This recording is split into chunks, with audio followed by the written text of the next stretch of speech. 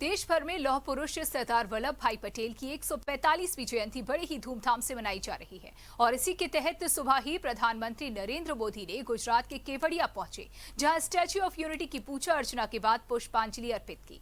इस दौरान 26 जनवरी जैसा माहौल देखने को मिला। स्टैच्यू ऑफ यूनिटी पर कई तरह के सांस्कृतिक कार्यक्रमों का आयोजन हुआ और इस दौरान देश के सुरक्षा बलों की टुकड़ियों ने पीएम मोदी को गार्ड ऑफ ऑनर देकर सम्मानित किया। साथ ही परेड का भी आयोजन किया गया।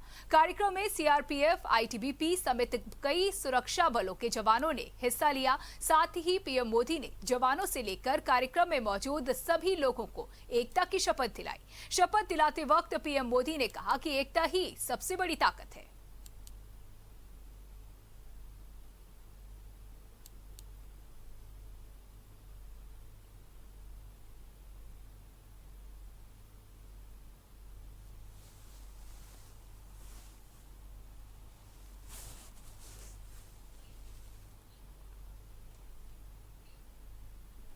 प्रधानमंत्री नरेंद्र मोदी ने सरदार वल्लभ भाई पटेल को उनकी जयंती पर विनम्र श्रद्धांजलि अर्पित की और कहा कि वो राष्ट्रीय एकता के अग्रदूत थे।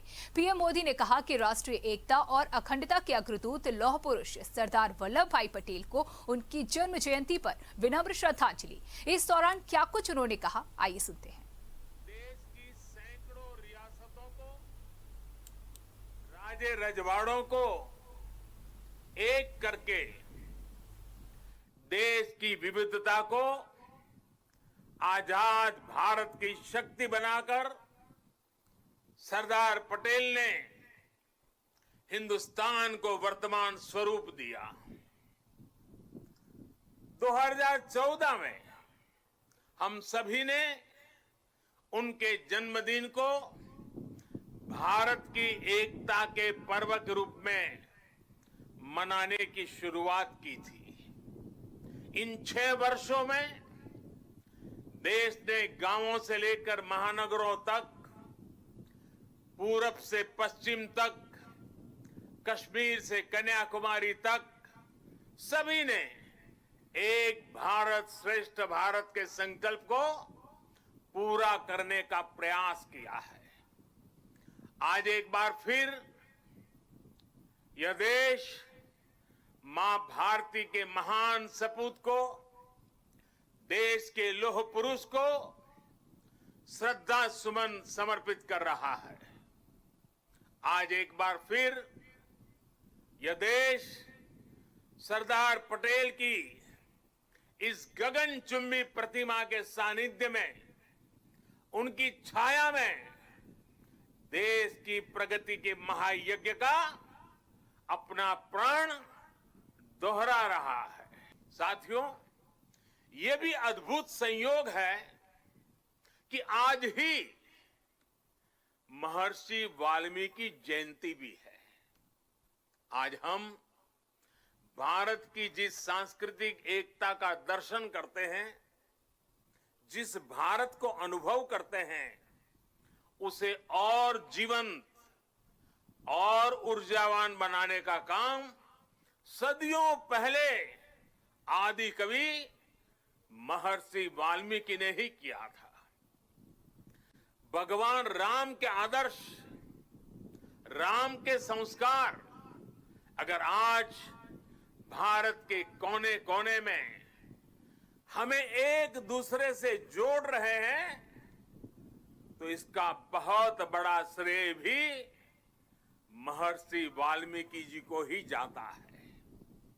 राष्ट्र को, मातृभूमि को सबसे बढ़कर मानने का महर्षि वाल्मीकि का जो उद्घोष था, जननी जन्मभूमिश्च स्वर्गादपि गरीयसी, ये जो मंत्र था, वही आज राष्ट्र प्रथम, इंडिया फर्स्ट का उस संकल्प का मजबूत आधार है।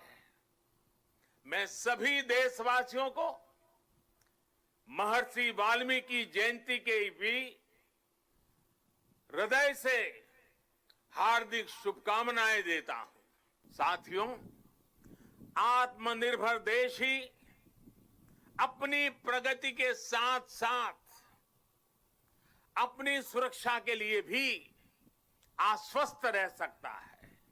और इसलिए आज देश रक्षा के क्षेत्र में भी आत्मनिर्भर बनने की ओर बढ़ रहा है। इतना ही नहीं, सीमाओं पर भी भारत की नजर और नजरिया अब बदल गए हैं। आज भारत की भूमि पर नजर गड़ाने वालों को मुंह तोड़ जवाब देने की ताकत हमारे वीर जवानों के हाथ में है। आज का भारत सीमाओं पर सैकड़ों किलोमीटर लंबी सड़कें बना रहा है, दर्जनों ब्रिज, अनेक सुरंगें लगातार बनाता चला जा रहा है।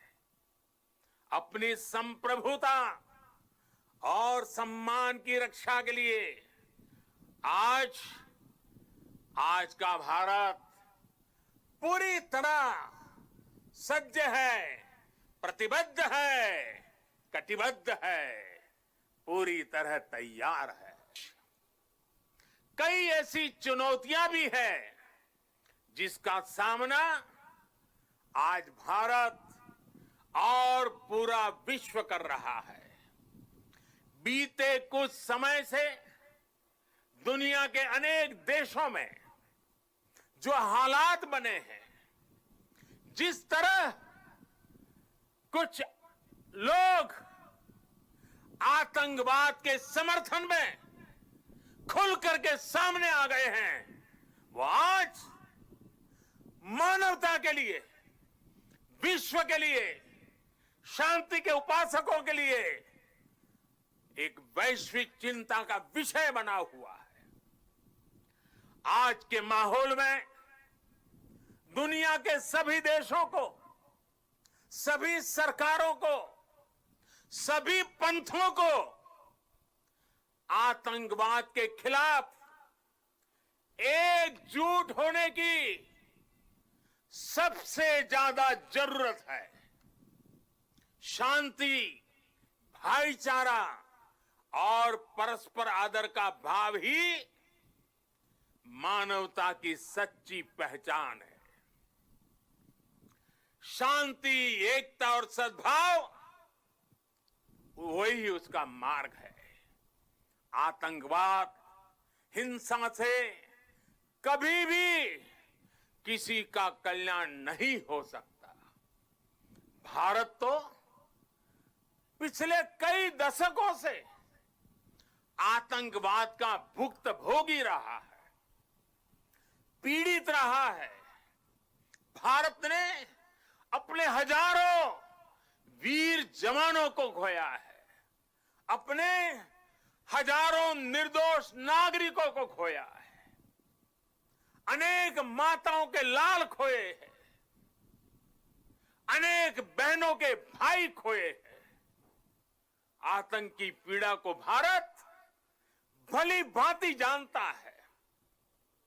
भारत ने आतंकवाद को हमेशा अपनी एकता से, अपनी दृढ़ इच्छा शक्ति से जवाब दिया है। आज पूरे विश्व को भी एकजुट होकर